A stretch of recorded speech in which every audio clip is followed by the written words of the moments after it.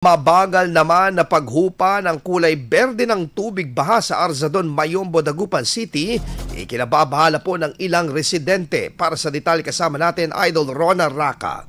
104.7 IFM Report. Umaasa ang mga residente sa bahagi ng Arzadon, Mayombo, Dagupan City na masosolusyonan na ang matagal na umanong problemang pagbaha sa kanilang lugar. Sa tuwing sumasapit ang tag-ulan, naipon daw ang tubig ulan at matagal na humupa dahilan na wala umanong lalabasan o maayos na daluyan ng tubig.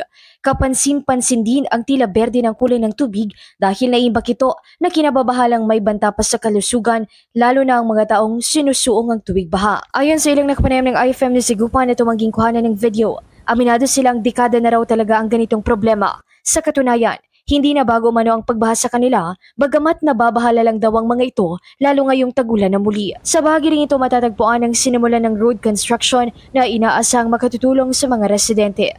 Samantala, nagpapatuloy ang mga road projects sa lungsod na layuning matugunan ang matagal ng problemang pagbaha sa Dagupan City.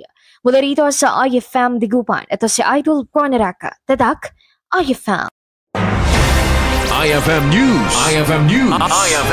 IFM News.